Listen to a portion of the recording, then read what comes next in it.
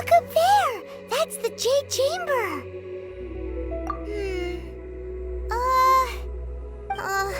This is bad. Paimon's supposed to be your guide, but Paimon doesn't know where the way up to the Jade Chamber is. Well, since we want to go to the Jade Chamber, heading to its location on the map is the sensible thing to do. Let's look around. There has to be a way up there nearby.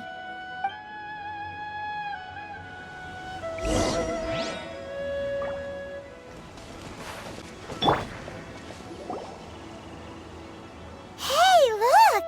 There's some sort of mechanism thingy. Since this is the right place, it must have something to do with the Jade Chamber.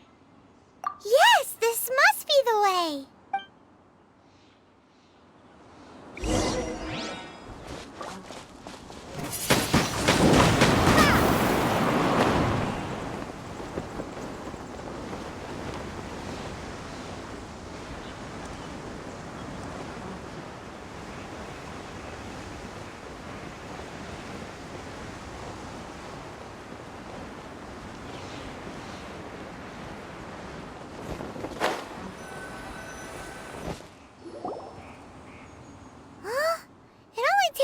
To here? Aw, if that wind current was stronger, we'd be able to reach the top in one go. Huh? Why? Or... Oh, Paimon gets it! If it was a secret, Ganyu wouldn't have let us try to find it ourselves, right? Alright, let's follow your plan. Then we can... Oh, hang on a moment. Look down there. Looks like we've gotten close to the Guizhong Ballista. Paimon has a new idea. Why don't we shoot you up to the Jade Chamber using the ballista? No. Paimon may have just forgotten to think about the safety measures. Oh, that's right. Now that you mention it, we could use the Guizhong Ballista to see if there's another way up nearby.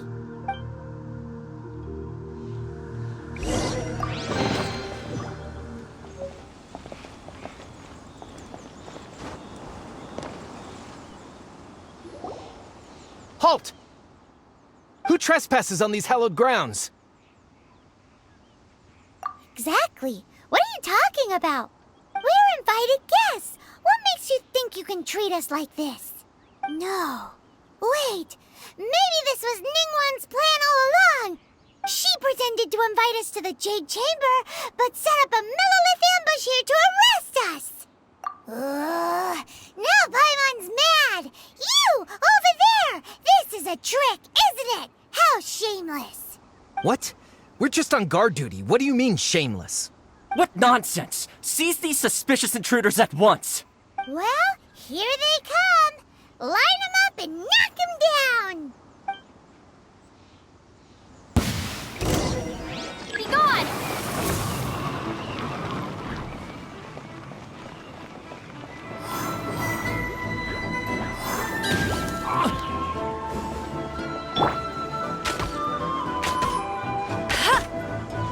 Tactical retreat! Stop! What's all this about? Lady Keqing, these two strange people suddenly appeared. They seem to have designs on the Guizhong Ballista. Who are you calling strange? You want to go to the Jade Chamber? Who are you? We're invited guests here to look for the Liyue Arc. Who are you? Well, as it happens, I am one of the Liyue Arc. Oh, I'm Keqing, the Yuheng of the Qixing.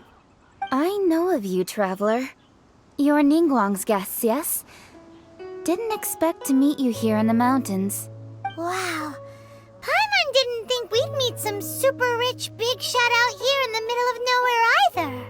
The Guizhong Ballista in Tianheng Pass has long been in disrepair, and yet it was fixed in a single night.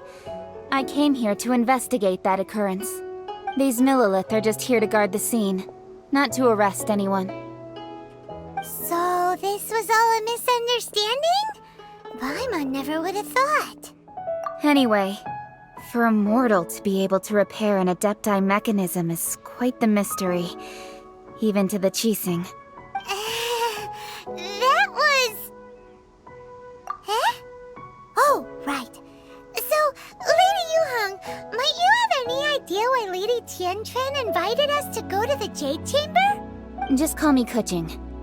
I'd say that Ningguang's purpose is to request that the savior of Mondstadt take a more neutral stance. Or at least, to not wholly side with the Adepti. We're not taking sides. We spoke with the Adepti. They want to protect Liyue as well. When you say protect, you're referring to their sanctimonious arrogance, aren't you? Huh? You are mortals, and thus under their protection. There was no way they would have regarded you as someone with the ability to assassinate a god. Naturally, they would also regard Ningguang's locking down the area, questioning the citizenry, and pursuit of the assassin to be pointless work. Perhaps they even wonder if there might be a cover-up. I'll say it like it is. They're underestimating us. Well, you've got a point there. Still, this is the first time Paimon's seen a person from Liyue who doesn't respect the gods or the Adepti. Should I respect the shallow sense of time and condescension to mortals that has caused them to delay in moving against us, Qixing? Forget it. I shouldn't speak of them this way. This skepticism is mine alone, and Ningguang does not share it. Either way, I will admit that the actions of the Adepti this time were quite restrained. Rex Lapis's death is indeed an extraordinary circumstance. But to think that they would call for a council of Adepti rather than come down here directly. How surprisingly civilized of them. Well, for Ningguang, she would talk anything and everything out if she could. But I doubt we can do that here. The time of the Adepti has long passed. If even the Liyue Qixing don't want to face that truth, then what future is there for Liyue? Another super bold statement. I'll stop here. Honestly, I hadn't intended to say so much. But you're a good listener, Traveler. You should both be off to the Jade Chamber. Don't be late now. Ningguang's schedule is packed to the gills all the way till next year. The cream of Liyue's mercantile crop all see ascending to the Jade Chamber as the greatest honor. Each brings rich gifts as they visit, all to curry a little favor with Ningguang. Favor? But... Wait, that's right! Greeting gifts are a staple of Liyue's culture. We need to get one. Not to curry favor or anything, just to respect Liyue's culture. All right. You can decide on your greeting gift yourselves.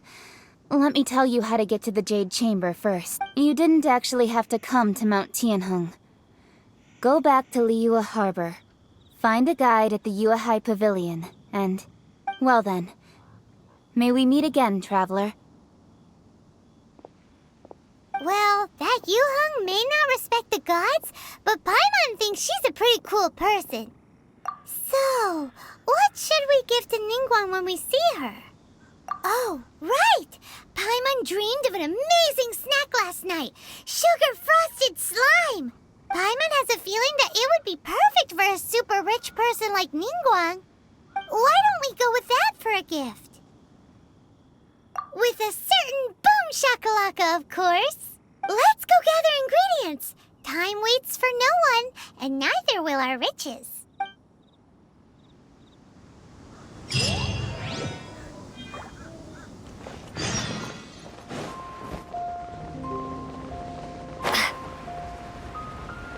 Ooh, look at that slime! It looks crystal clear! And very delicious! That's the one!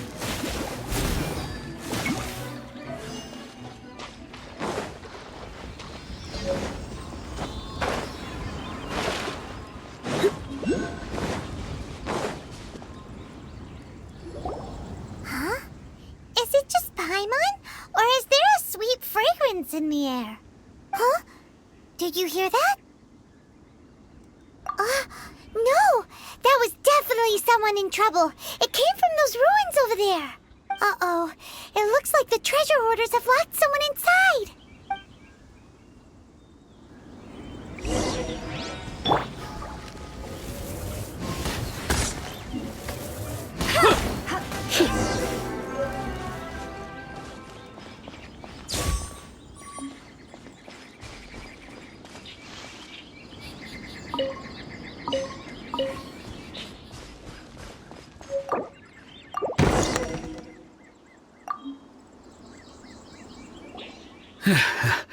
Thank you for your help, kind travelers. If you hadn't come to my aid, I surely would have rotted in this cell. Those treasure hoarders, when their mood was good, they'd rearrange those pots of sweet flowers. When they were in a bad mood, they'd rearrange my face. Aw, it was nothing. No need to thank us all at once or anything. I understand. Don't worry, I will compensate you both. Don't say that. I only escaped this predicament because of you. I'm Meng Dan, a supplier for Mingxing jewelry in Liyue Harbor. I often walk around these mountains in search of antiques.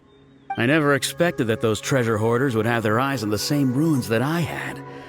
Before I knew it, they'd caught and imprisoned me. Is there anything that you lack? Antiques, treasure, various knickknacks, you name it. Well, as long as you want what I have to offer, of course. Wait a moment. Actually, we are looking for something. Oh? And what might that be? Do you have a box that can store presents? We'd like a pretty one.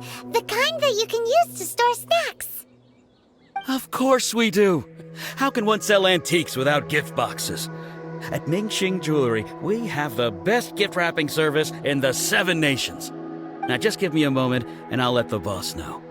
You can go see her whenever you require that box. Great!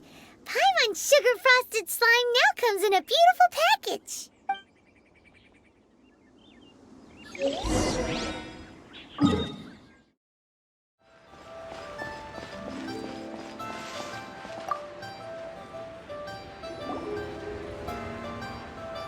Hey there! A guy called Meng Dan told us that we could get a nice and shiny box from your store. Uncle Meng already told me about it. Thank you both for saving him. Many of the best goods in our store were found by Uncle Meng. If anything were to happen to him, it would be impossible for us to continue doing business. Here, this container is itself an antique, with at least 140 years of history. It's already been cleaned. Will it do? Yep. It's great! Hang on a moment. Could we borrow one other thing? Sure, please help yourselves, as long as it's on our shelves. Traveler, this clay pot looks really awesome. If we use an antique as our mixing bowl, we should be able to make a great snack. It's done! The one and only sugar-frosted slime! Carefully now. Into the box it goes and dust it over with a bit more powdered sugar. Oh yes, you might want to use these 2 freshly picked flowers as decorations too. Woohoo! It looks beautiful! Great! Now that we've put all that we've got into this box, let's go to the Jade Chamber to see Ningguang.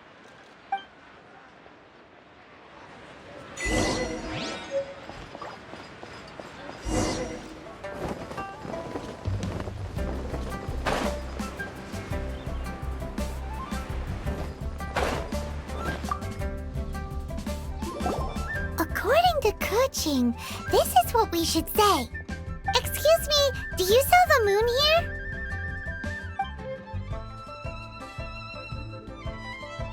Yes. How many would you like? It's not convenient to speak of numbers here. Ah, well said. Please, use this to ascend to the chamber. Yes, speaking of which, are you two the guests that Lady Ningguang has arranged to meet with today? Yep. And yet the code they used was not the one for guests, but for the Yuheng. What's going on here?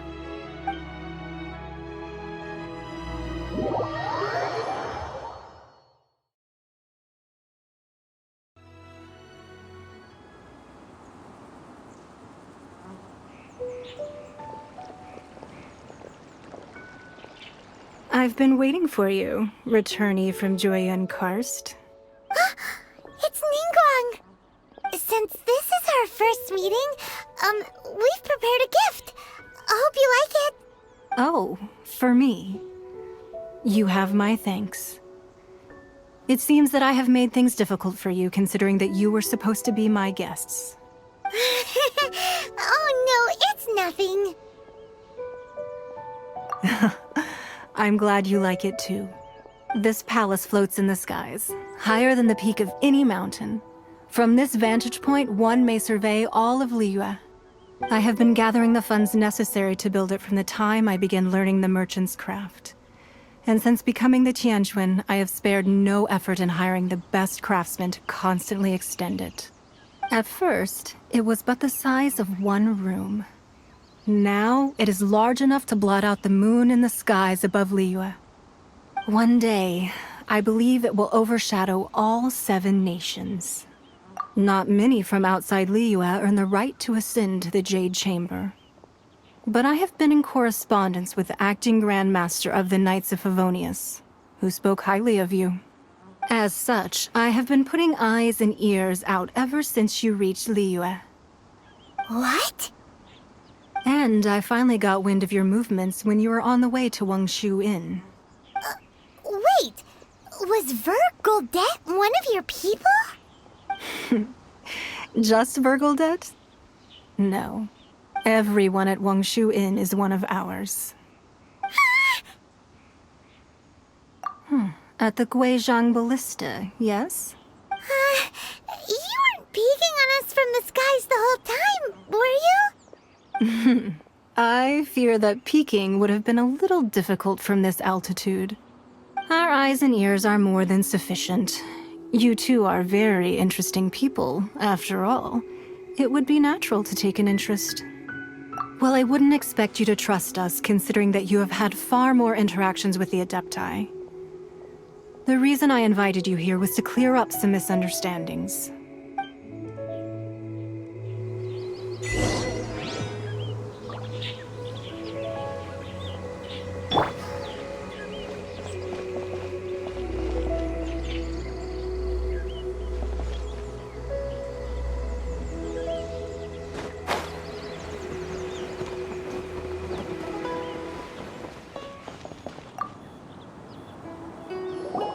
I believe that you've heard of the Archon War. Many gods used to walk this earth, and many long wars were fought between them that did not abate until 2,000 years ago. Much blood was shed, and many lives were lost. In the end, only 7 victors remained standing in Teyvat. They built cities and nations on the corpses of the vanquished, and thus began the era of the 7. You can see Goyun Stone Forest from here, I trust. It is no natural rock formation. Those are giant spears of rock hurled by Rex Lapis during the war. Beneath the spears lie those cast down by Rex Lapis in those days, gods that failed to seize the title of Archon. Not only is it true that gods may die, but so too has the membership of the 7 changed over the last 2 millennia. Rex Lapis's passing is an unimaginable disaster for Liyue, but the Order of the 7 will not collapse simply because of that. Another Lord of Geo will arise sooner or later. Yet, how are we to forget Rex Lapis? When that time comes, the relationship between the people of Liyue and the gods and Adepti will surely be different from before. Even in a new era, the Liyue Qixing remain Rex Lapis's former subjects. Do you really think us capable of having played a part in his demise? Of lacking the foresight to see the certain repercussions?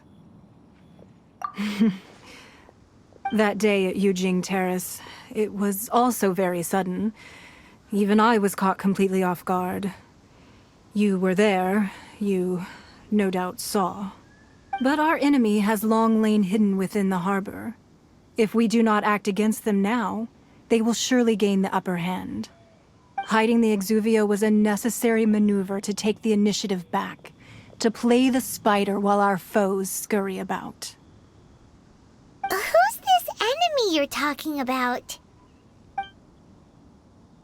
What do you think, traveler? Huh? What are you two talking about? Well answered. Huh? The scenery out here is fine indeed, but the wind is a little strong. Our preparations to receive guests within are complete. So please, this way.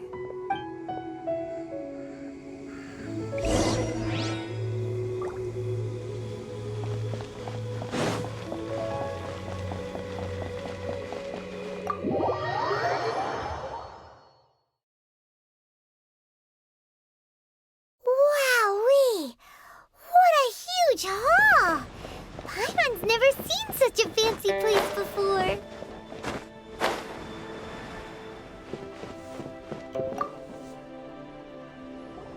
Be at ease, you two. Make yourselves at home if you wish. Can we really? I have invited you two here as friends. And when friends come over to play, our enjoyment comes first. Naturally. Ooh! Isn't this that legendary wall? Why, you've kept your ear to the ground, I see. That's because even the storytellers are talking about it. Everyone's after a piece of paper from that wall. It's super famous. That's because that wall records Leo's secrets. Merchants have always been attracted to secrets. But the secrets of the mercantile world are of no interest to you, are they, traveler? You're rather special, really, and I think you're quite aware of that. If possible, I'd like to have your trust. But if you were to choose the more trustworthy person between myself and Kuching...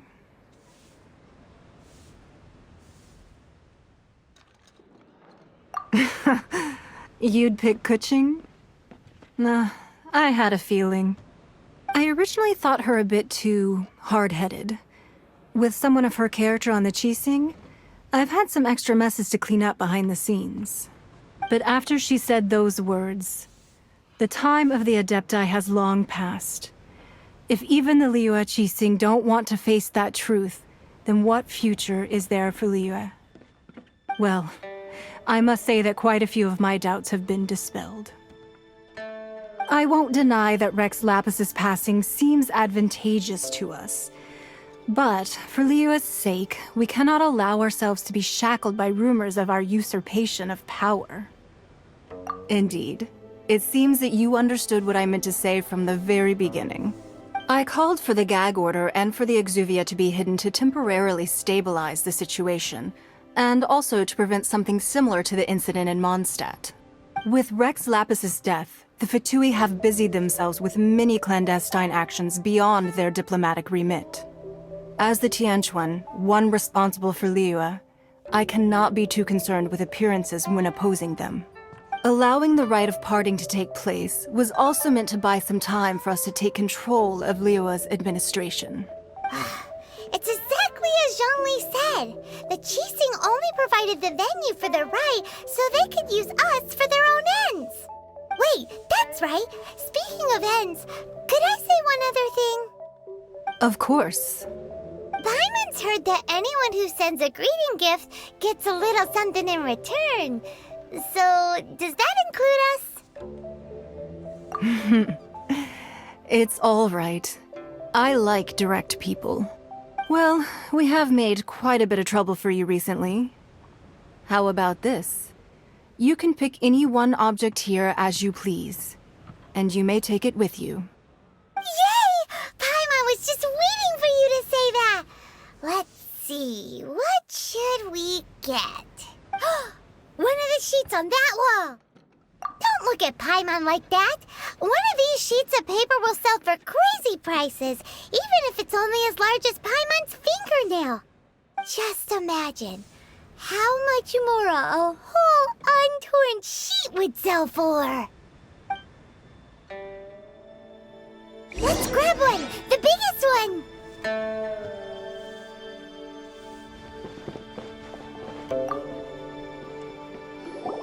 Huh?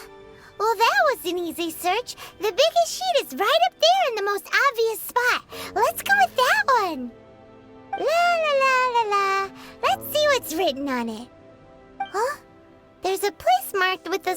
on here? Oh, could it be treasure? Whatever it is, it better make us filthy rich. Let's see what's written over here. Sigil of permission, something, Fatui, research, copy. Huh? Aw, that doesn't sound like treasure at all. This piece of paper shows that a Qixing spy discovered traces of classified Fatui research on the Sigil of Permission. Oh, Ningguang did say that the Fatui have been up to all kinds of mischief in the shadows of Liyue, spreading rumors, wanting to get their hands on the Archon's body and whatnot. But research on the Sigil of Permission? Paimon wonders what they're up to. Speaking of which, there's also some connection between you and the Sigil of Permission. Seems there's still more for us to find out. Oh, you really think so? Well, should we not go then? Oh, so you're saying that it's precisely because we can't completely trust Ningguang that we should confirm the truth of what she says for ourselves. That's way out of Paimon's league. Paimon thinks she's been nothing but good to us. Anyway, we'll see if you're onto something. Before we look for Zhongli at Dihua Marsh, let's go to the place marked out on these papers and see if the Fatui really are up to no good there.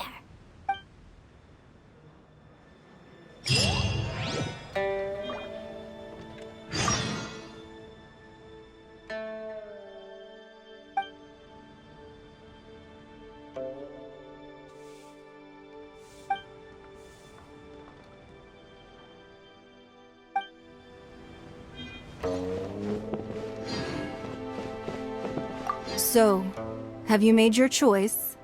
You don't have to confirm it with me. Just choose one and take it.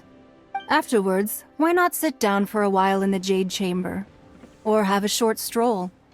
Rest is also an integral part of any journey. Come now. There's no need to stand on ceremony. Loosen up a little.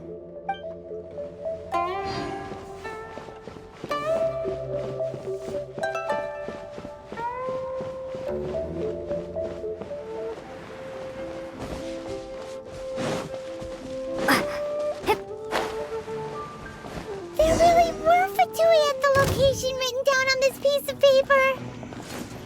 And they look really mad at us too. What's the hurry?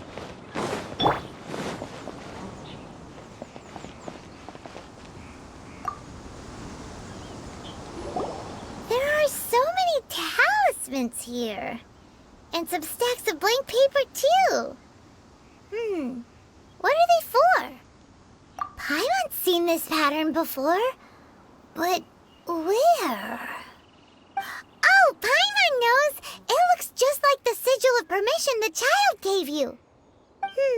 But how did a relic of the Adepti end up in the hands of someone like Child? Suspicious. Oh, that's right. Cloud Retainer said that when the Lord of Geo created the Sigil of Permission, it wasn't to be used as some old relic. Talismans like that were once used in the Archon War to channel divine powers.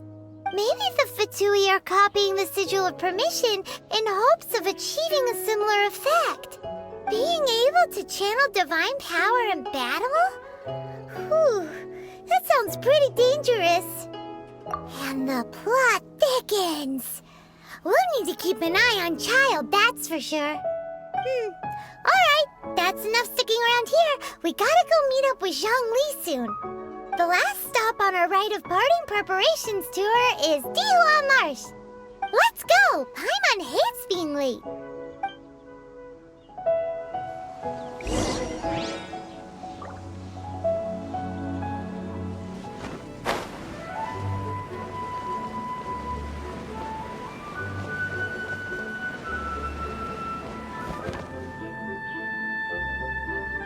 Right on time. I myself only arrived moments ago. Did you enjoy your visit to the Jade Chamber?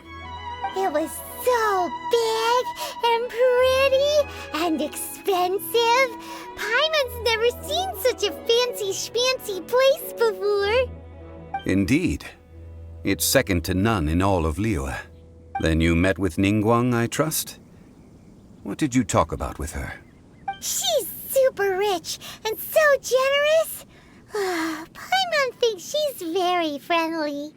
Yeah, her take on Ningguang is quite different from Paimon's. She thinks that even the tactless Yuheng is more trustworthy than her. Oh, so you also met with Keqing then? What did she have to say? She said the time of the Adepti has long passed.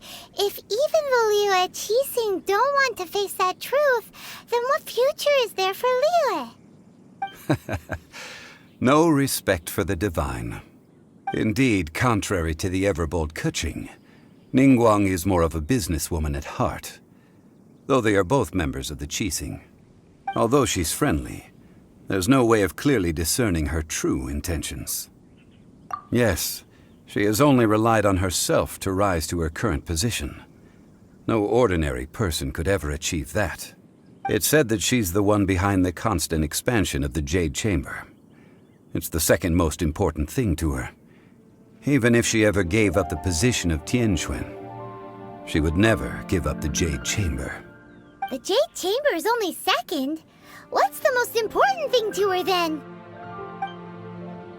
Why, Mora, of course. All Ningguang talked about was the Fatui this and the Fatui that. She said that after Rex Lapis was murdered, the Fatui have constantly been trying to sink their fingers into Liyue, and that they aren't to be trusted. That is how the Fatui have always been. It doesn't surprise me in the least. No matter what they may be planning, you must be careful when dealing with the Fatui. Always be on your guard. So, is there anything we need to get for the rite of parting in Liyue Marsh? Yes, as a matter of fact, there is. Today, we'll be gathering wild glaze lilies. Glaze lilies? But why did we come all the way out here? Doesn't the garden in Yujing Terrace have some? Even Qingse Village has glaze lilies.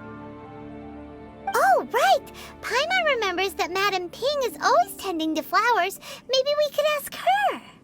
No. Those lilies have all been gardened by people. They won't do it all. Liyue Marsh used to be full of glaze lilies. It is a sort of joyful flower that listens to human song. Before the Archon War, Liyue Marsh was all dry land and fertile soil. But the war caused landslides, and the land was flooded, turning it into the marsh you see now. Nearly all the glaze lilies were wiped out. Of course, there are some kinds of flowers that have been preserved and gardened by people in the city. But very few people know that glaze lilies may still be found in the wild. Wild glaze lilies have the strongest fragrance. If we want to follow the true tradition of the rite of parting, we must grind up the wild lilies and place the powder in a censer of everlasting incense. But I'll need your assistance in gathering these flowers. No, I need you to sing to them. Singing to the flowers will make them more fragrant. So how good is your singing? Really? Why doesn't Paimon believe you? We'll only know once she starts singing.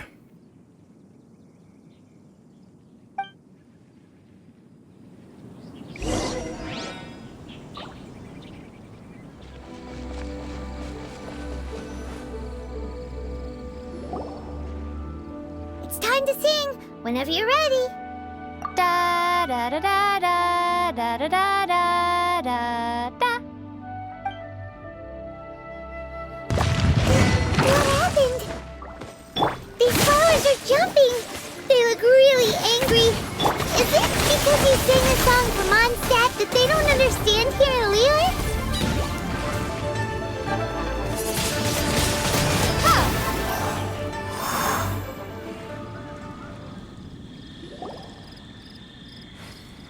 Those weren't glaze lilies. Glaze lilies wouldn't hit people.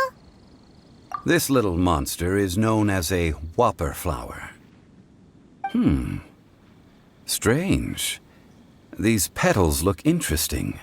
The glaze lilies used as a disguise were buried with the whopper flower for too long. The result seems to have surprisingly potent medicinal value. Let's collect what we can of these petals. Well, that's nice and all, but will those petals be useful for the rite of parting? Unfortunately, no. That's so lame. Excuse me. Are you searching for glaze lilies? Oh, hey! It's... What's-her-face? Paimon can't remember. Hello, traveler. I'm surprised you still remember my name. Ah, that reminds me. How was your visit to the Jade Chamber? Well, it sure would have been better if you told us how to get up there. Didn't I tell you the way? Surely I did. Nope, we found the way on our own. Oh, I see. Uh-oh. I guess I really did forget to tell them. Something seems a little off about Ganyu. She's acting different from the first time we met. Where's her serious attitude now? Ah, well, I met you at that time as an emissary of the Tianquan. But now, I am simply out on a stroll to see the flowers. You came all the way out here to see the flowers? Why not just enjoy the gardens of the city?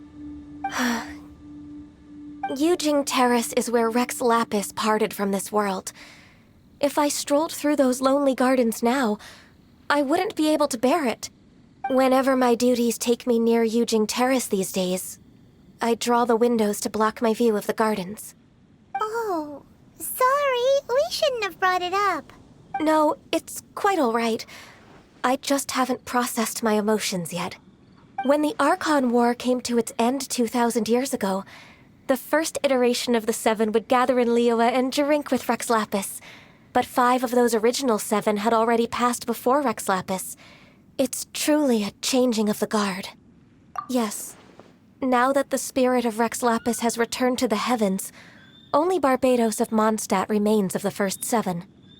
The other 5, including Inazuma's Raiden Shogun, are no longer the same friends from 2,000 years ago. Of the current 7 Archons, the youngest is Sumeru's god of Dendro. She is merely 500 years old, whereas Rex Lapis was more than 6,000 years old at the time of his passing. This means that Liyue had been under Rex Lapis's rule from the moment it was first founded 3,700 years ago. The city has never had to bid farewell to its deity. So what do you think of this farewell? Huh? This is a little sudden. As a mortal, I've never dared to imagine a Liyue without Rex Lapis.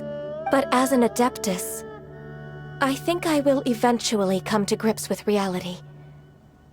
Since Rex Lapis has passed, the time of Liyue's contract with the gods and Adepti has now reached its end.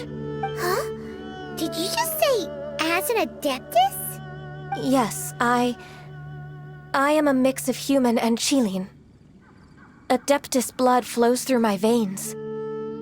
I fought for Rex Lapis and the city of Liyue during the Archon War. After the war ended, I signed a contract with Rex Lapis and took the position as secretary for the Qixing. I've continued those duties to this very day. Well, let's save that conversation for another day. You say that you are here looking for glaze lilies? I also know where wild glaze lilies can be found. See, I've just picked one myself. Here, you may have it if you wish. We dare not refuse it. Oh, so did you sing a song before you picked the lily? Indeed, I did. I know this tradition well. In fact, I sang a local Liyue ballad to it. Wow, so you really know your stuff, too. Thanks, Ganyu. No, it is you who I should be thanking. If not for this chance meeting, I never thought that I would be able to contribute to the upcoming farewell for our ancient lord. If you would excuse me, I should return to my work now. Good luck. And that just about does it.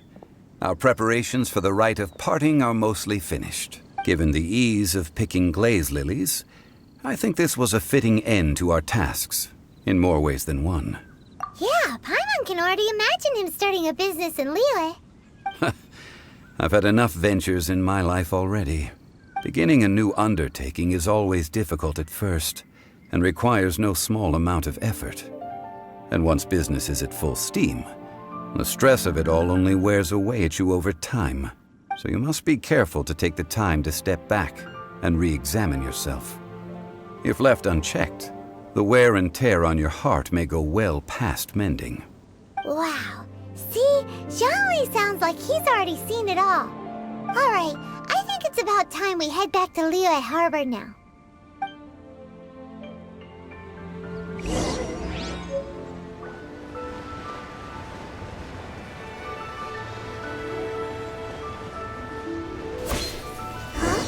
What happened? The city gate is swarming with Millilith and... the Fatui?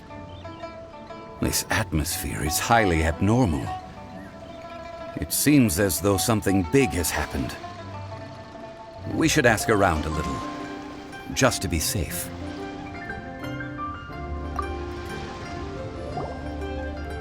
Ah, you're the consultant to Wangsheng Funeral Parlor. Mr. Zhongli, I presume. The Millilith are watching our every move now. These are desperate times. We mustn't act rashly. Desperate times? The Adepti of Joyun Karst are finally on the move. Do they intend to exercise force? Most likely. I've heard that some members of the Qixing have already gone to meet them. Well, I say meet, but it's more like they're attempting to stall the Adepti outside the city. However, both sides were quite obstinate and hit an impasse. It seems inevitable, given the current situation. The Adepti do not acknowledge the Qixing. They only acknowledge the contracts of the Liyue Arc. If the two sides come to blows, Liyue Harbor will be in no position to stop them. Surely the Liyue Qixing are not the sort to give in so easily. Their boneheadedness is known throughout the lands. Yet it's because of that obstinacy that mortals and Adepti are now on the verge of conflict. And what now? How is it that the Fatui have come under fire? That's all Ningguang's doing. She proclaimed that in these tumultuous times, the Millilith must rein in the actions of the Fatui. Only now do they want to start keeping tabs on us? That's the Qixing for you. Anyway, Mr. Zhongli, you're one of Child's close associates. Please understand that your actions will reflect on us. Don't let anyone catch you off guard. It looks like things are about to boil over in Liyue Harbor. Do you intend to use your neutral identity as an intermediary between both sides? Or will you use your sword to turn the balance? Neither path is an easy one. Oh, by the way, Mr. Zhongli, we've heard that the Wangsheng Funeral Parlor has also been caught up in all of this. They're currently squaring off with the authorities at the gates. Things are taking a turn for the worse. I'm afraid I must leave now to handle things back at Wangsheng Funeral Parlor. I hope that Master Hu has been able to keep things under control for the moment. Consider your next course of action carefully, Traveler.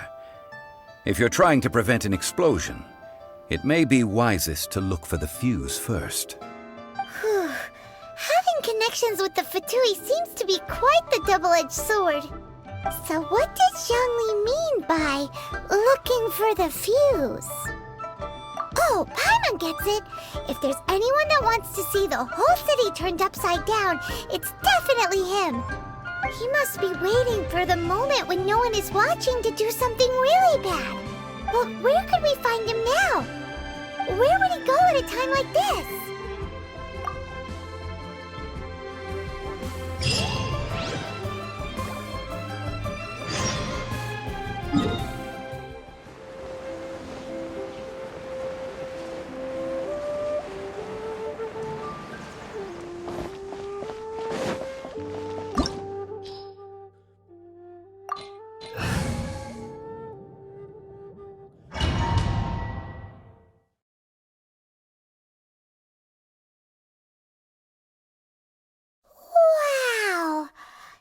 The Golden House?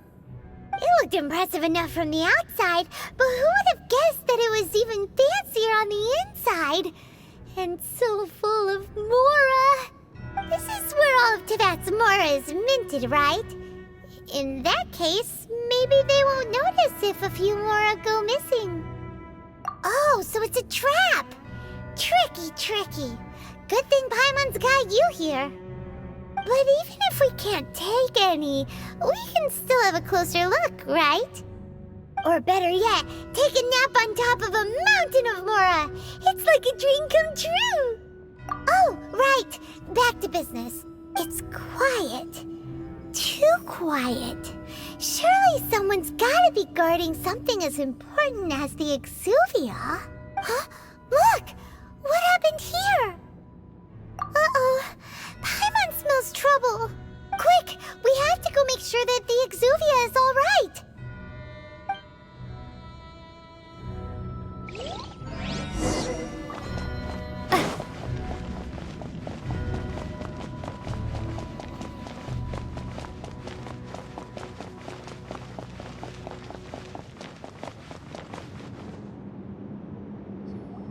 You've already fulfilled your task as guides, so why do you still linger here?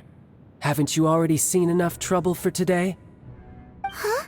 Who's there? If you were Fatui, I imagine that you would be entitled to a generous reward from the Tsaritsa herself.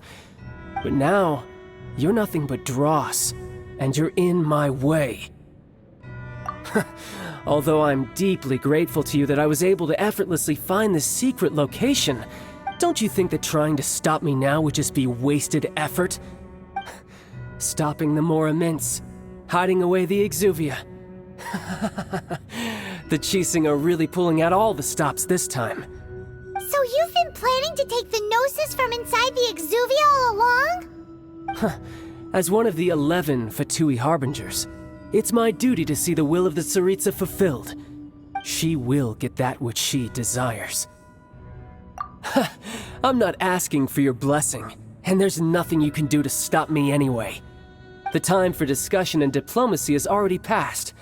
I mean, if it were up to me, I would have skipped that stage to begin with. But I'm willing to do as the Tsaritsa deems fit. Either way, we now come to my favorite part, a simple pleasure, and one that I am oh so delighted to be sharing with you. The battle. Battle? So you're the type that goes looking for trouble, huh? You could say that. When Signora offended the deities outside the cathedral in Mondstadt, she swiftly left the scene once her mission was accomplished. Instead of confronting you directly, she chose to rely on the snow and ice to make her escape. She wouldn't want the knights to come running towards the sound of battle now, would she? When she faces a worthy opponent, she will prioritize her mission, weigh the outcomes, and consider the consequences of her actions. But as for me, the greatest pleasure of being a Harbinger lies in crossing blades with strong opponents. We won't let what happened in Mondstadt ever happen again! Oh, so you intend to fight me? Good. I won't kill you, Traveler. I'll just play along, to feel the thrill of battle. Besides, you could never defeat me, not even in your wildest dreams. But hey, try to relish the fight anyway, because if you ask me, without that, what else is there? Fighting talk, I love it! Now let's see you live up to it. This chance is hard to come by, so show me all you've got. So very few ever get the chance to square off with a Fatui Harbinger. So come now, amuse me, and don't you dare disappoint. Don't be such a brute. Freeze!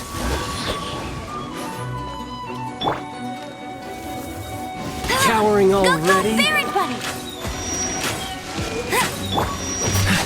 Cool it!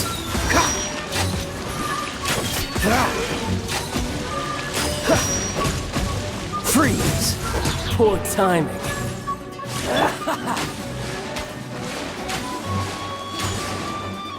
Get him! Dot wide open!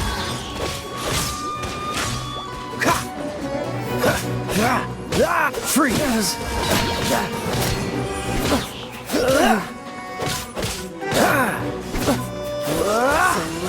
Voyager! Not bad, not bad.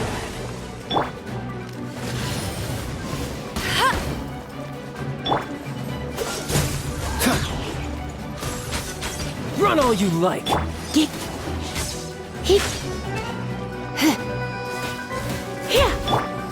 Try this. Guess I should take you more seriously. Haha, good. No wonder Senora was so wary of you. Well, that just means I can go all out. Brace yourself. This is about to get tough. Now, show me what you can do against the might of a Harbinger. Let it rain. Cool it. This moment will be frozen in time.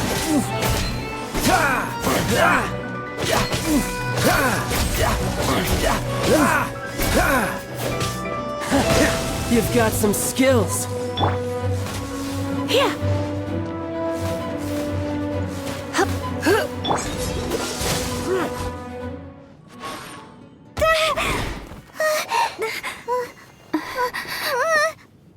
Not bad.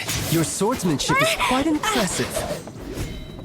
But that's about as far as you'll get.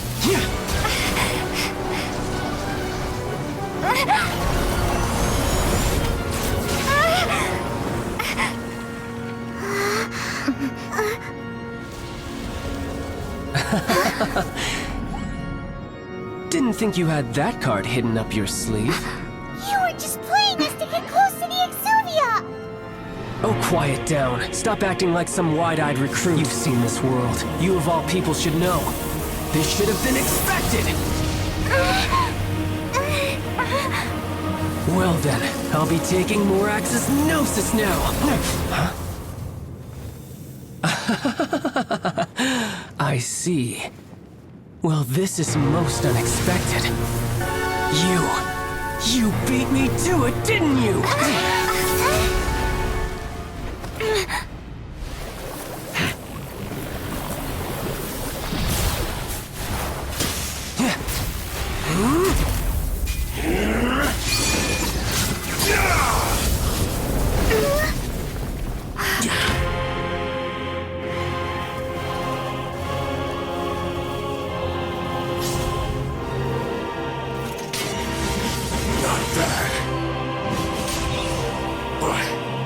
This is going to cost you!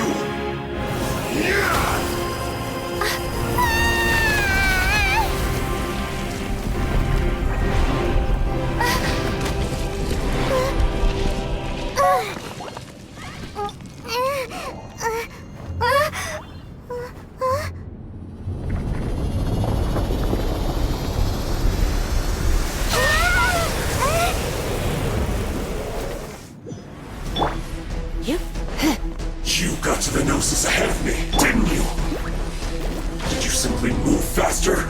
Or did you leak the information regarding the Golden House to me on purpose? No matter. Hand the Gnosis over, now! Don't make me take it from you! We didn't take it!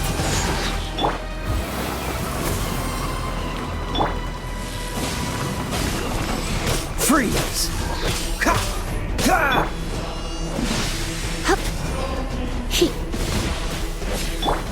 Go, Baron Bunny! Dodge this!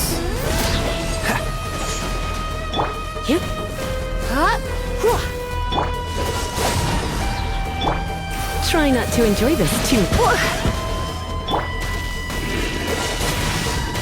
Don't get frostbite. What's the hurry? Shatter! Get him! Cool it!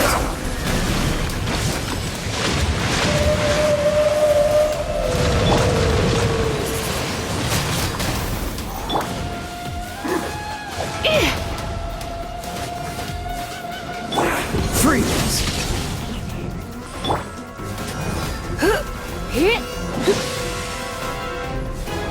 Cool it! Die here. Time to fight back, I suppose. Freeze! No escape! I'll race you there! This moment will be frozen.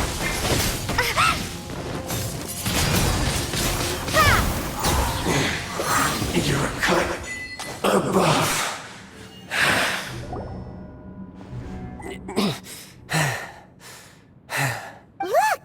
Child's back to normal again! Well then, time to cool off. It seems the burden of the foul legacy transformation was too great for my body. I lacked the opportunity to think this through. And now that I consider the matter more carefully, you never had any chance of beating me to the Gnosis. You had no connection to the Gnosis, no matter where it had been taken. That's what we've been trying to tell you! We didn't take it! Your show of ability today far surpasses that of Signora's initial assessment of you in Mondstadt.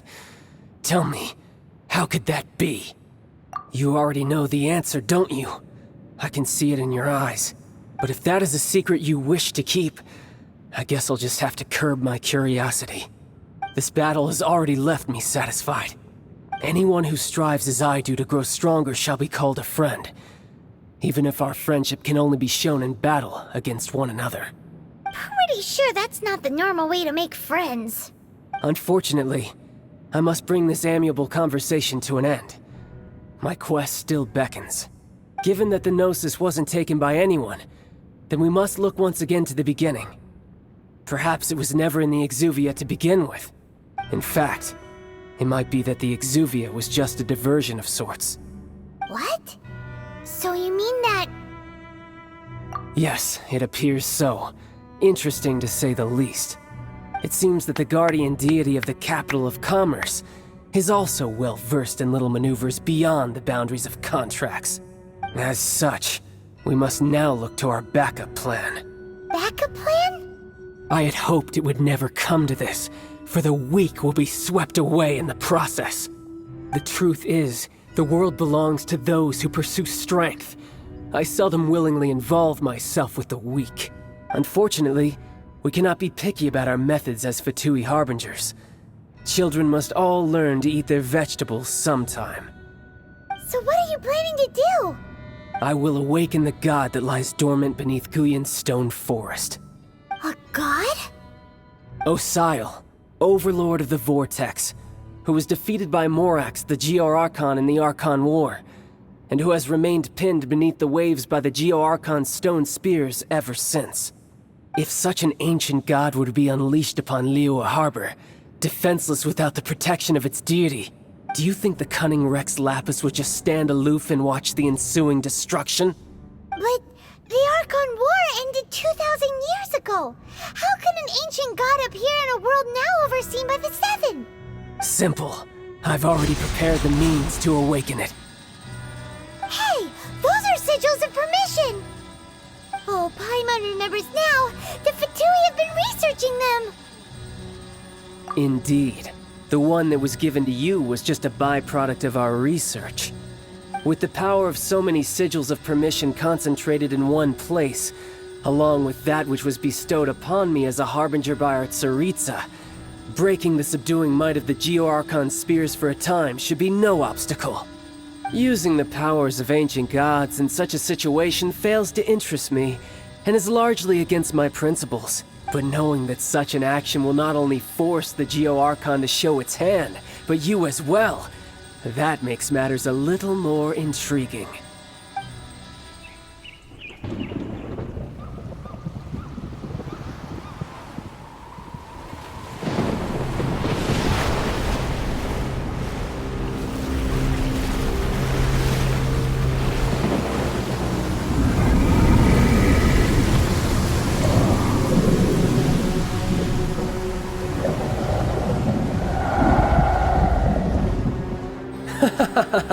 Let's see.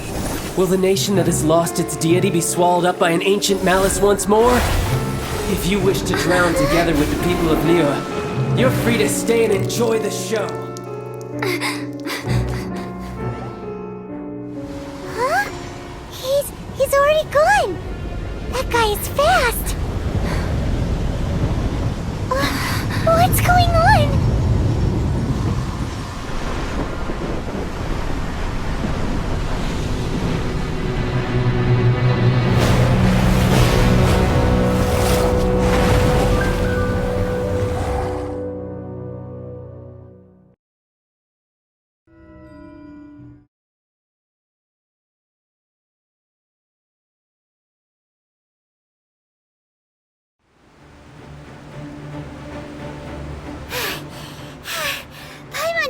exhausted. If we hadn't happened to see the Jade Chamber flying over just as we came out of the Golden House, we really wouldn't have known which way to go. Did we make it in time? Is the Overlord of the Vortex still in the sea? It hasn't destroyed Liyue yet, has it? What are you doing here? Huh? Hold on. It's the Adepti. What are you doing on the Jade Chamber? Paimon thought you were arguing with the Qixing. Is the fighting over?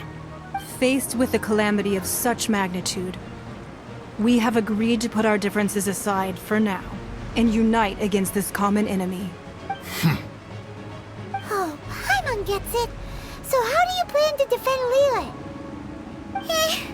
Just seeing this Overlord of the Vortex guy puts a pit in Paimon's tummy, even from all the way out here. It's not just you. We've got new Millelith recruits who can't even stand at attention without shaking.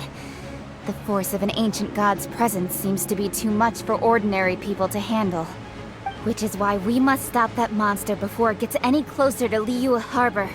So the Archon War was fought 2,000 years ago against enemies like that thing?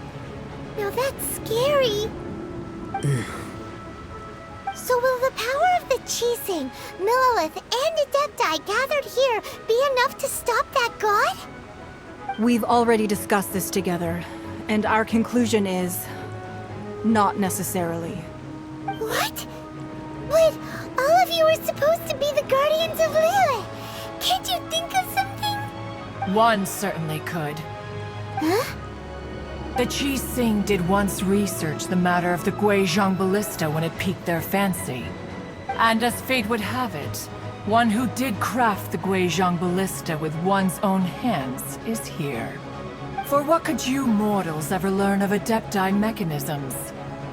Yet, it would take one, but a little tinkering to turn this ballista into an engine of war beyond your wildest thoughts. I suppose this is one blessing from the Adepti that we should be thankful for. So be it. We shall use the upgraded Guizhong Ballista to fight off that god. All the Adepti here can lend their strength to man it. We haven't a moment to spare. Our battle begins now. Yep.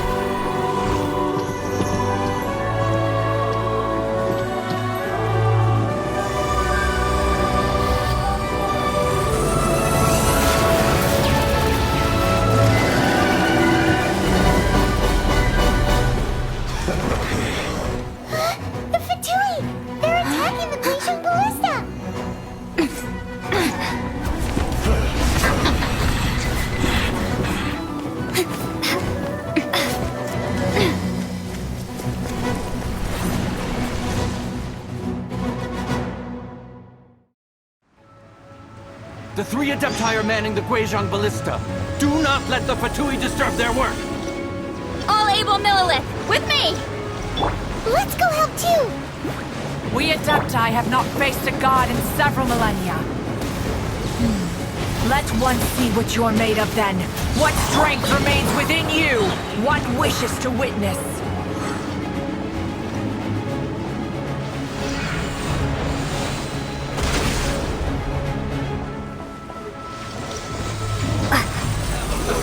Let's move.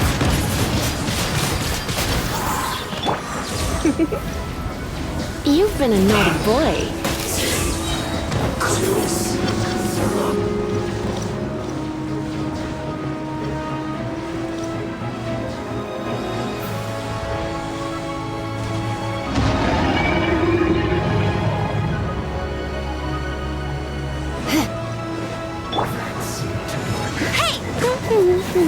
Let him... You're in for a little shock. Blitz. Now you got it. Well, neither can I.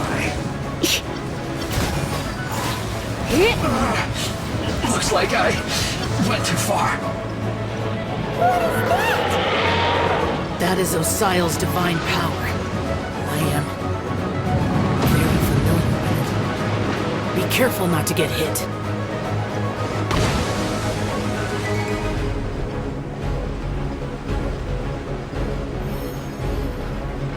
The Fatui! Their attacks are unrelenting! How daring. Snezhnai's diplomats will answer for this afterward. Every last one. Freeze!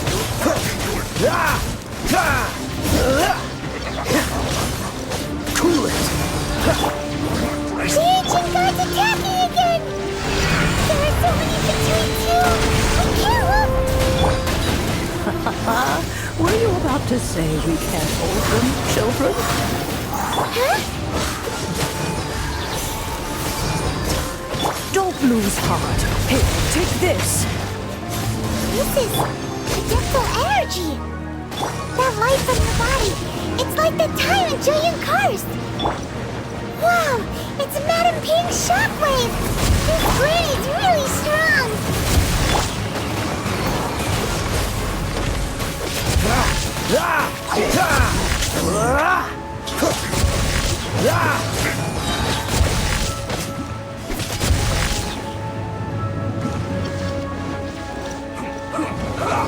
Freeze! Don't get frostbite. Dodge this!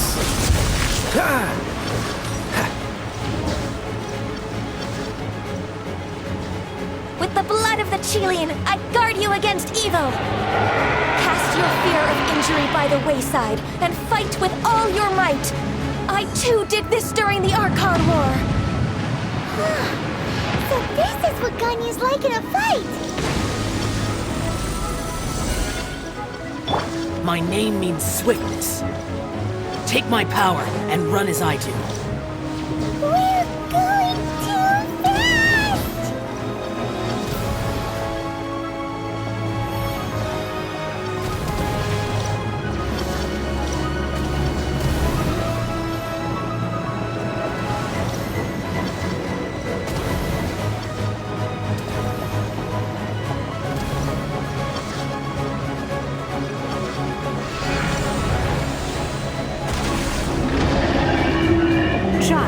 You are strong in body and spirit.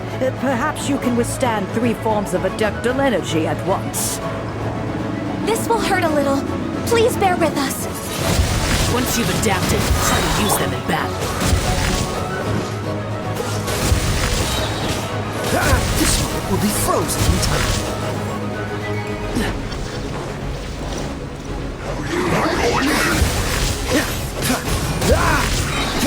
Slacking my duty. Dodge this!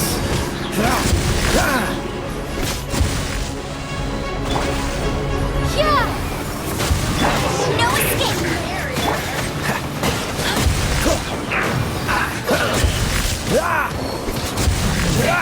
So quiet. Exercise caution. I fear that the god's power has reached its peak. In other words, if we hold here, there's nothing worse to come, right?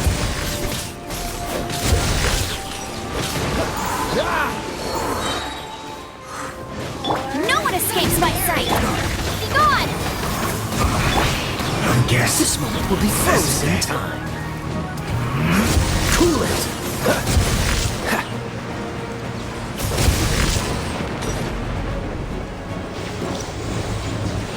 Put your back into it. Dodge this!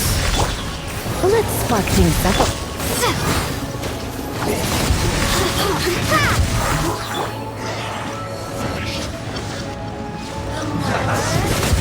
Prepare to be blown away!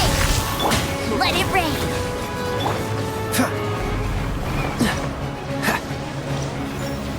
Frostbite! Cool it!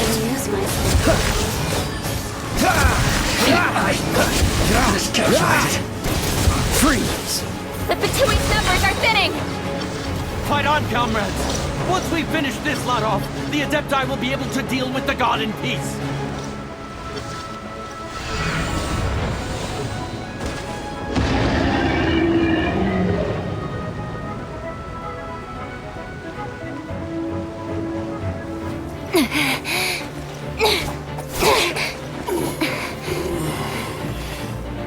The interlopers are no more. Now we may commit ourselves fully.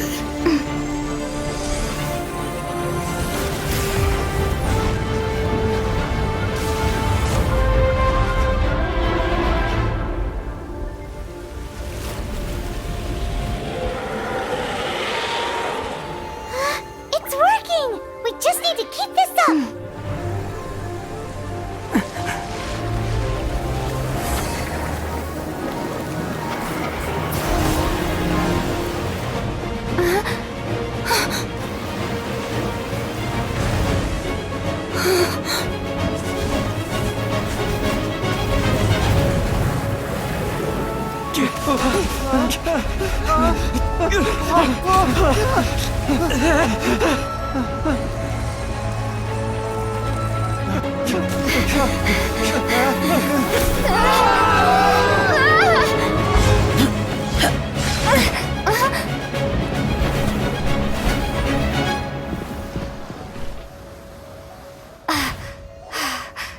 Be careful now. The Guizhong Ballista is destroyed. Without its covering fire, retaliation shall be difficult. But the Jade Chamber is our last line of defense. We can't give another inch, no matter what. I have another idea. What do you mean, Lady Ningguang? I'll sacrifice the Jade Chamber. What is the meaning of this? I understand. Traveler, lend me a hand. Farewell, old friend. Goodbye for now. Let us meet again in the future.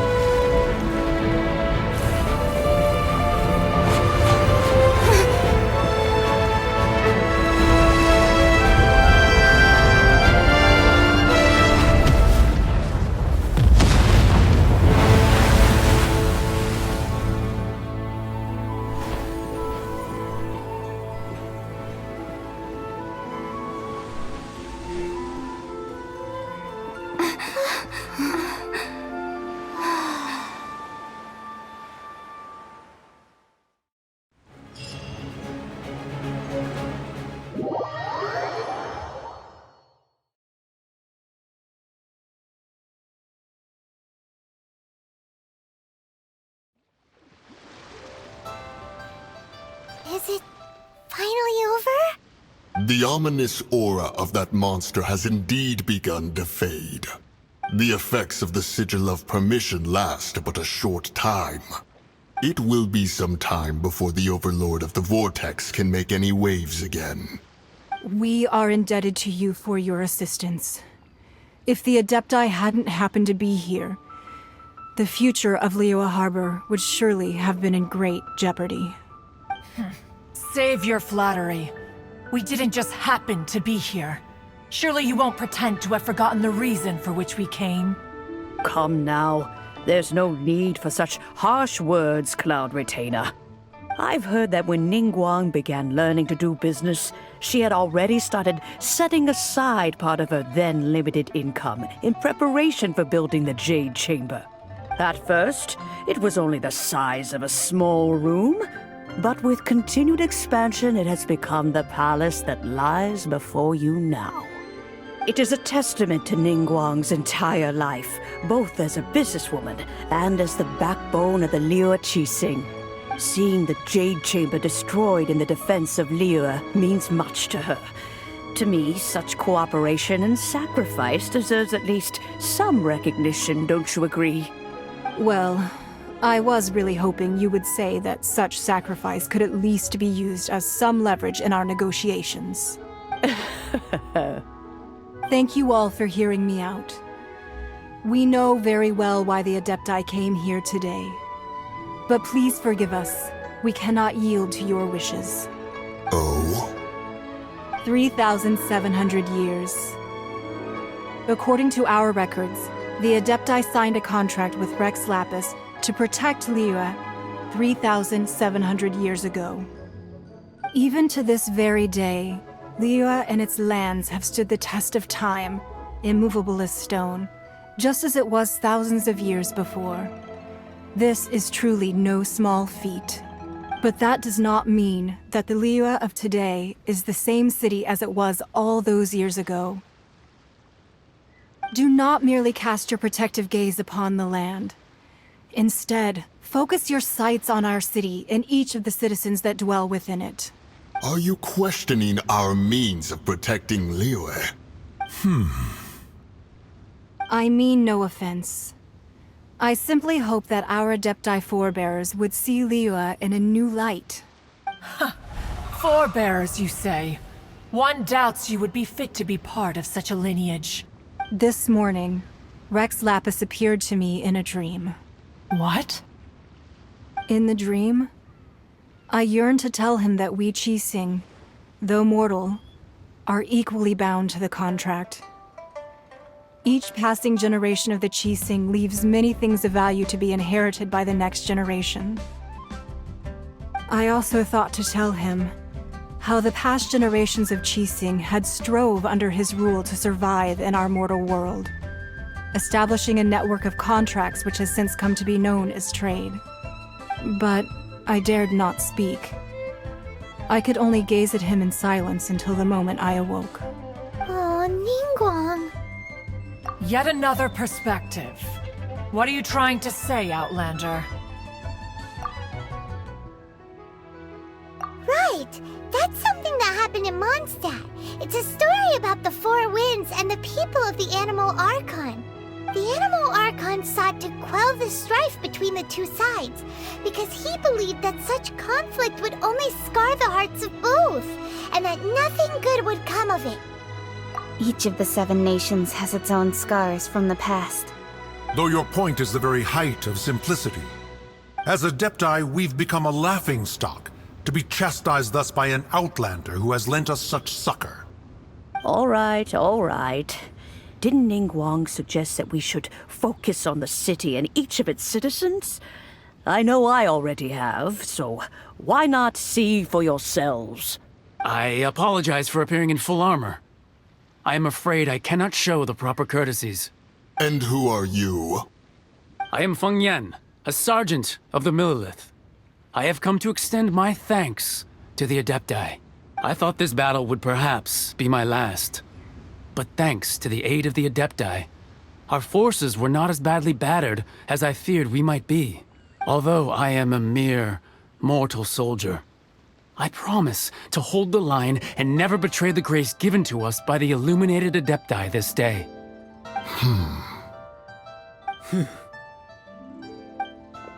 Huh? Why does everyone look so down? Didn't we just beat that big monster? Weren't you frightened, dear? It was quite the predicament. I wasn't afraid. All the strong Millilith guards were there, and those powerful heroes with their visions were there. Everyone was there. When danger is near, everyone always protects me. And the rest of the time, they make fun toys and tasty snacks and loads of things that make the harbor so pretty. Thanks for protecting Liyue Harbor. Please come visit us for the next lantern rite. Unfortunately, we wouldn't be able to participate. Huh? Because we are Adepti. Oh, okay. It must be hard being an Adeptus. Aww.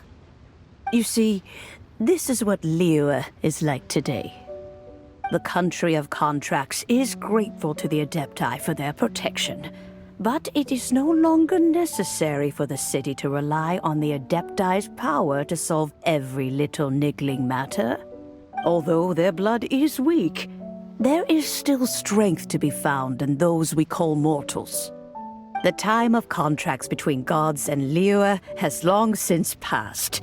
Now is the time of contracts between Liyue and its people. Seeing the port around us now, it is hard not to feel a bit out of place. Wouldn't you say so, Cloud Retainer? Your line of inquiry is askew. One did not spearhead this expedition to Liyue Harbor. Seems like the Adepti have had a change of heart. Let us return now. Eager to leave, Conqueror of Demons. Yes, one understands what the Conqueror of Demons means. The city of Liyue has changed much after our long separation. One fears that by the time one finally grasps the new contracts of Liyue, you humans would have once again changed the place beyond recognition. Fair enough. Away we shall, and return whence we came.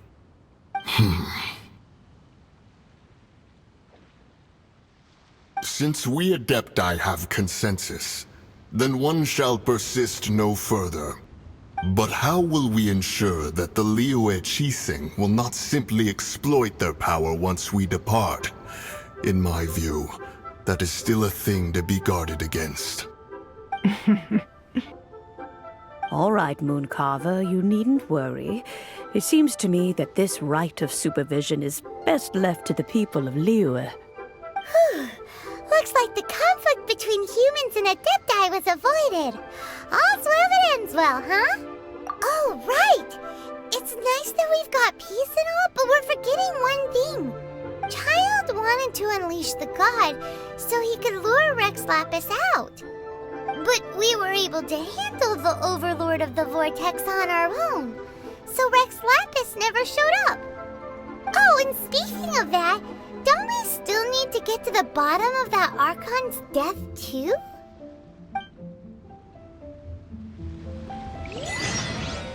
Paimon doesn't get it. But isn't the strongest lead we have the Adepti-less rite of parting that we're organizing? No idea where Zhongli's gone. Let's ask for him at Wangshen Funeral Parlor.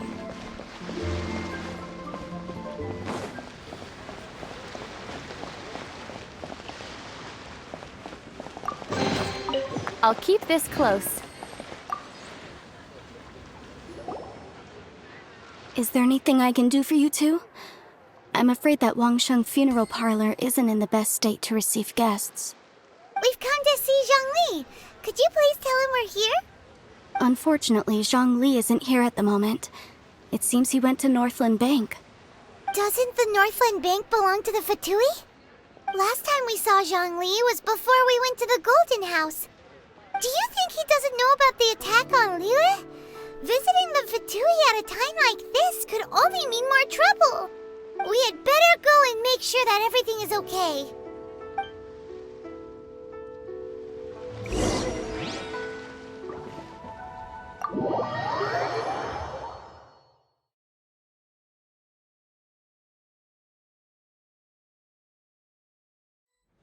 You call this cooperation between Harbingers? Cooperation involves communication, you know. Don't take it to heart, child. Besides, aren't you happy that you got to skip the formalities and bring chaos to the land? I'm sure you must have enjoyed that.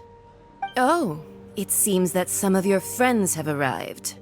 Hey, it's Zhongli and Child. And you! You're also one of the Harbingers? It's you two. I believe we've met once before.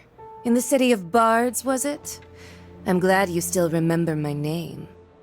Ah, right. I imagine that it must have been rather hard to forget watching helplessly as something precious was snatched away from your friend. No, don't let her get to you! You've yet to gather the powers of all 7 elements, and our last battle at the Golden House was almost more than you could handle. So it might be best to keep things peaceful this time, seeing that 2 of the Harbingers are here. Well, if it isn't you two. This is our first time seeing each other since Liyue was nearly wiped off the map. This is certainly a bit awkward, wouldn't you say? Paimon knew that we should never have trusted a Fatui Harbinger. Oh, now don't say that. Sure, I may have misled you, but I never had anything against you personally. Besides, I thought we were getting along quite well together, didn't you? Except for that little tussle we had at the end. Nothing personal. We just have different views, that's all. Of course, you may very well hold this against me, but that's up to you. The real deceivers here are Signora and Zhongli. Curse them for leading me on. So actually, I think... Stop wasting time, child. There'll be plenty of time to chat once I'm through here. You remember the agreement, Morax. Now, if you would be so kind. The Gnosis, please. What in the world are you talking about? The contract is fulfilled. That which thou seeketh is now bestowed unto thee. For my promise is solid as stone.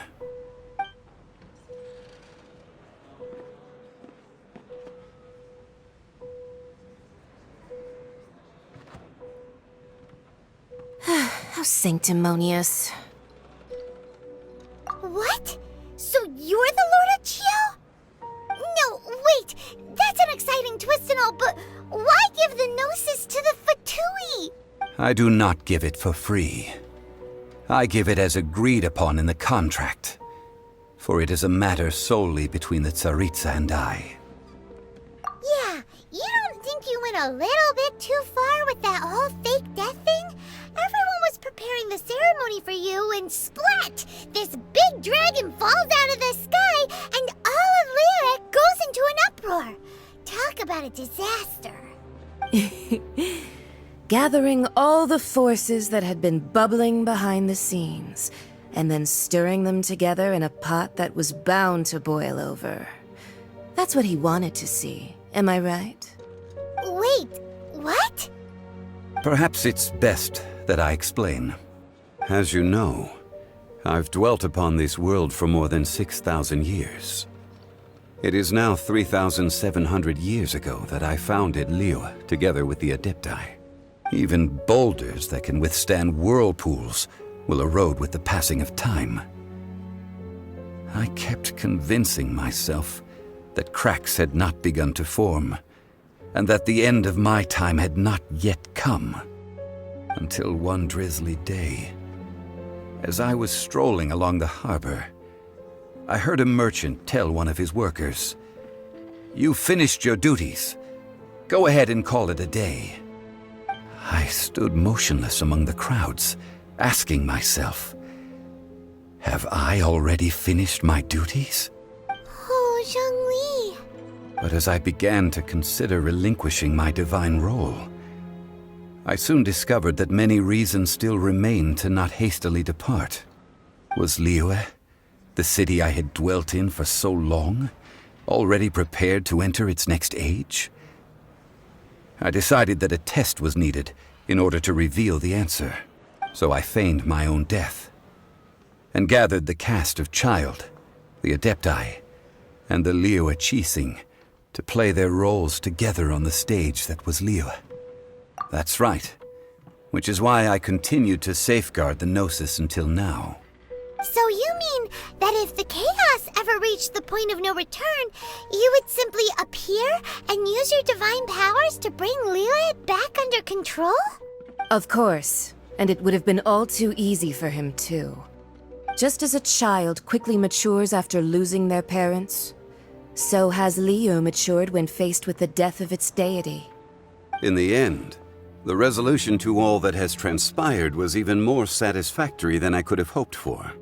Take the Adepti, for instance.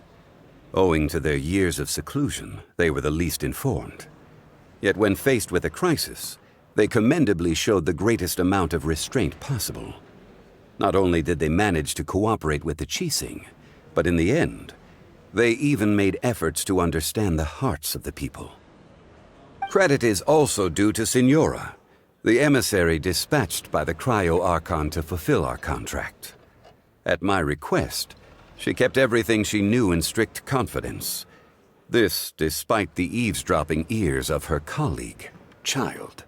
This meant I could remain as Zhongli, even having the chance to fulfill the age-old traditions of Liyue in this mortal form. Thank you for joining me on this journey, traveler. All of these things turned out as I had planned. There is only one thing that I had not anticipated, and that was the conduct of the Liyue Arc.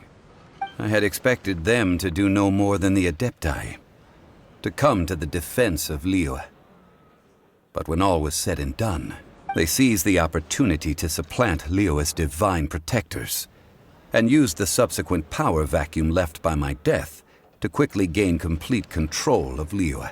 Huh? That doesn't sound good at all. On the contrary, I think it is excellent. I had always feared that it was too soon for them to take over from me. And it was also that which I longed for the most. As such, this is the best parting gift anyone could have given this god of old. Hey, what about me? Doesn't anyone feel the least bit of remorse for deceiving me? You've practically kept me in the dark! I think that thanks would be more appropriate. You certainly played no small part in all of this, wreaking havoc and turning the city upside down. The Lord of Geo ought to thank you for your performance, if anything.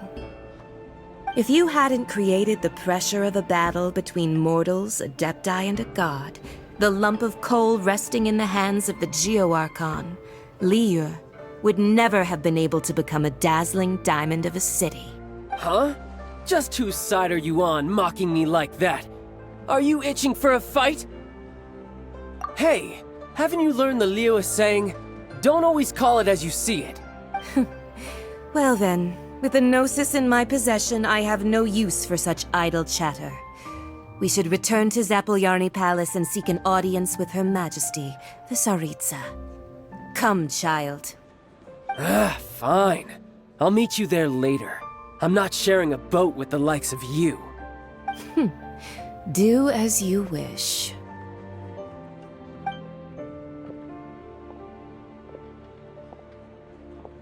Now then, is there anything else you wish to ask me? Right! As Zhongli always told us, a good trade is a fair trade. Paimon has no idea what could be a good trade for a Gnosis. Realistically speaking, there is no such thing. Huh? However, I am the god of contracts. For thousands of years, I have made countless contracts. If the deal was of no benefit, then I certainly would not be inclined to agree to it.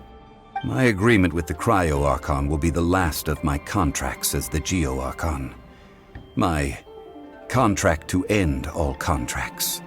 As for the bargaining chip that the Tsaritsa used to balance the scales, uncover that answer for yourself in your future journeys.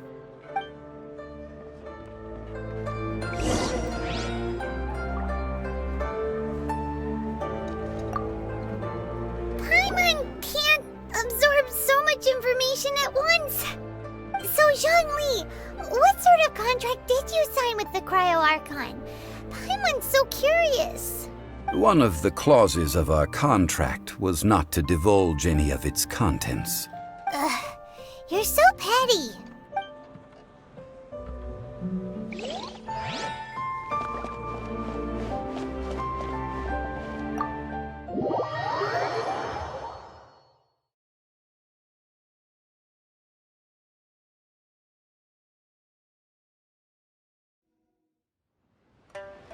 Today's the day of the rite of parting. Although the star of the show is fake, we've spent so much time trying to organize it, it would be a real shame not to go there now. Oh, well, since we're going through with this rite of parting, I guess it means that those rumors hit the nail on the head. So Rex Lapis is really... But they didn't catch the culprit, did they? Oh, come on. Do you think that the assassin could have been a normal person? You know what I think. I don't think any of the gossip on the streets you hear from those shady types is worth anything. There's only one real possibility in my mind. I've heard that the assassin was that Fatui fellow. Youngish, pretty high in rank. I think they called him Child. The Fatui? They certainly are very suspicious. Who knows what those greedy, crooked folks... Shh! Lower your voice. If the Fatui catch you in their sights, Rex Lapis won't be around to protect you this time.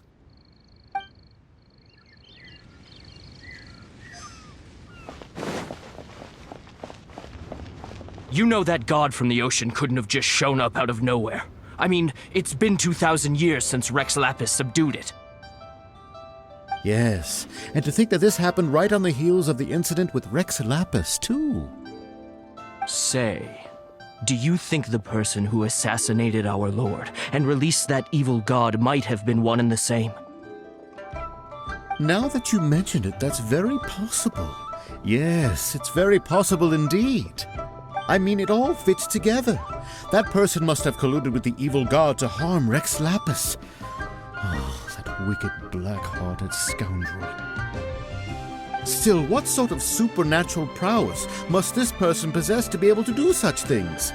I have never heard of such a person in all my years. Ah, forget it. Guessing's no use to us. Look, the Millilith over there looks like he's about to make an announcement.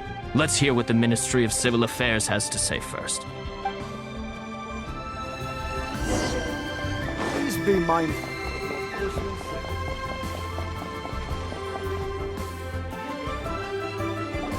Hear ye all!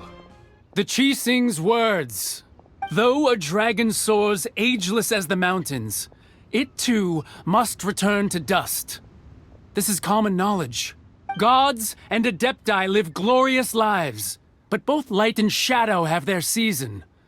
So too must they face divinely appointed trials. Rumors and hearsay abound on the streets that Rex Lapis was murdered. Now, let the truth be revealed. Having been thwarted in his trial, Rex Lapis's soul has recouped the celestial heights. He beseeches the people of Liyue to grieve not and to let not their hearts be saddened.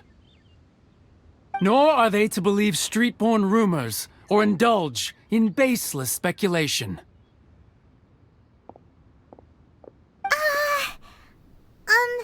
Paimon needs a translation on what the Qixing's announcement said.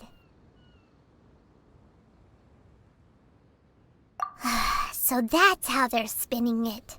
Something feels off. Why would they suddenly give up looking for the murderer? Not to mention how this excuse sounds like something they just made up on the spot. Could the Qixing already have known that Rex Lapis wasn't dead? But Zhongli said that neither they nor the Adepti knew anything. Did Zhongli tell them in secret after his gnosis changed hands? Exactly, right? Ooh, seems like the rite of parting has been going on for a while now. Let's go have a look.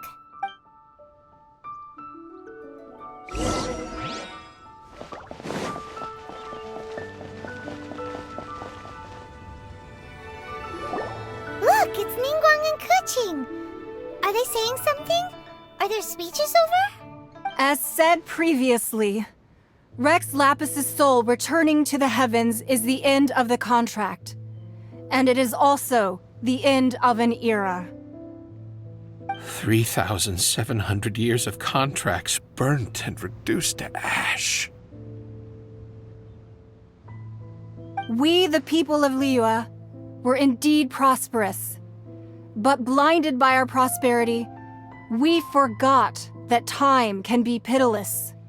The long, unending dream of our Archon walking among us. Now that we have awoken from our dream, we must learn to say farewell. Will you stand with us as we re-establish our contracts? As we build a new age of prosperity? So concludes the words of Her Eminence the Tianquan. Does Her Eminence the Yuheng have anything to add? Huh? Is she looking this way? Traveler. Yikes! She really is looking our way! Is that the traveler who they say defeated the ancient god? So young. The Liyue Qixing always repay their debts. And as you have heard, our eyes see far and our reach is long. Name your price. You deserve that much. Whoa!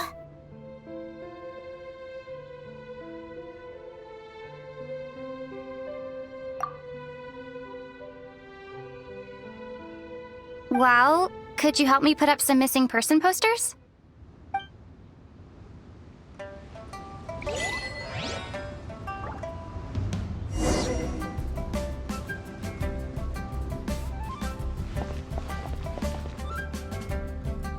Roping you in was possibly the most masterful move we could have made.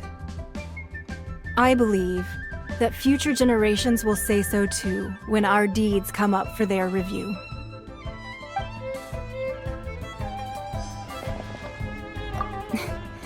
Why, you... Were you just trying to look cool earlier, or are you really that selfless? If you were looking for someone, you could have just told me that in private.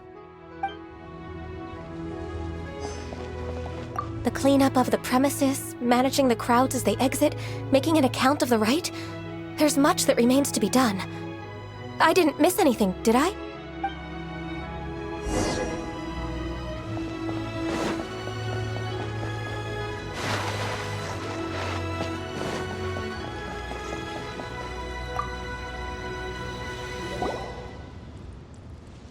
Hey, Zhongli! Look at this. Everyone in Liyue is caught up in their emotions, thinking that they'll never see Rex Lapis again. And here you are looking all relaxed. Why would I not feel more at ease after laying down the burden I have borne for 3,700 years? Right. If the two of you can spare the time, I should treat you to a meal at the Liyue kiosk. Ha! That sounds like big talk, Zhongli. Paimon might have believed you if you were treating us to some third-round knockout, but you'd have to pay out your nose just to stand inside Liyue kiosk. Are you sure you can afford it? You're right. I do lack the Mora. But why would Morax lack Mora?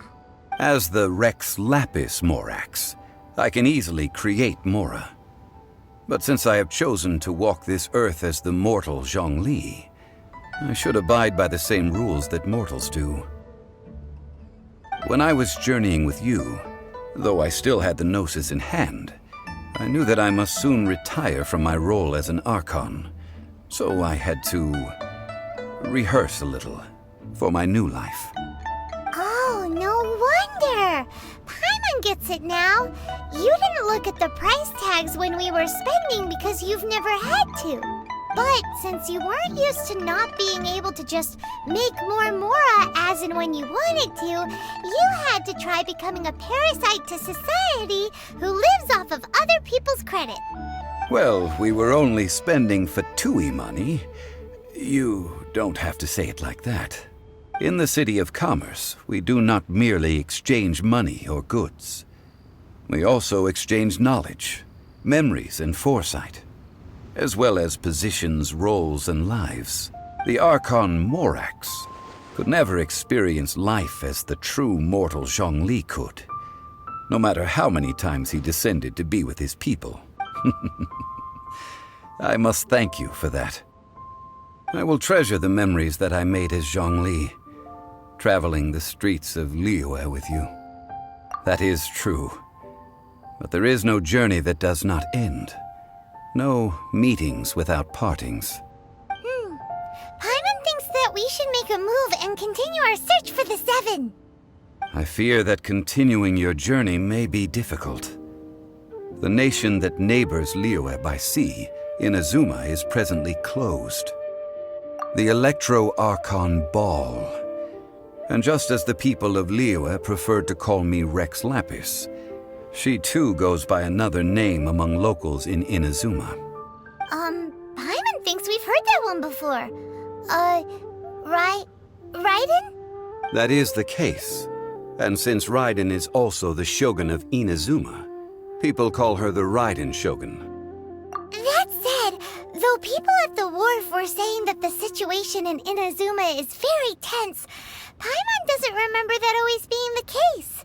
It wasn't that bad last year. Zhongli, since you're Rex Lapis, shouldn't you know something about what's happening there? Just how did Inazuma become a closed nation? It's because of visions. Visions? When faced with circumstances beyond their control, humans often bemoan their lack of power. But if a person shows true strength of will at a desperate and fateful moment in their life, the gods will look upon them with favor. This is what visions are. Magical foci bestowed upon those who have been acknowledged by the gods. Uh-huh. That's how people in Teyvat see it. But starting from last year, the Raiden Shogun began promulgating the Vision Hunt Decree. Vision Hunt Decree? Yes. It was an order to seize all visions within Inazuma's borders, and to inlay them upon the hands of the statue of the omnipresent god. They want to seize visions. But why? Aren't visions blessings from the gods? I should think that in the Raiden Shogun's eyes, it is precisely because they are divine blessings that they should be under the sole dominion of divinity. Whoa, that's harsh. The Animo Archon is the god of freedom, and the Geo Archon is the god of contracts. For her part, the Raiden Shogun is the god of eternity. It seems as though she has finally decided to eliminate any unstable elements that could pose a threat to her eternal realm. The fact that even I, the oldest of the seven, have now passed away, will only strengthen her resolve to pursue eternity. Knowing her, she must have again quoted that adage she is most fond of when proclaiming that decree to her people. 7 ideals for 7 gods. And of these, eternity is nearest unto the heavenly principles. All right then. Was there anything else you wish to know? Well then, I suppose you'll have to find a way to get inside this closed nation. Have patience. I suspect that some serendipity must first come into play.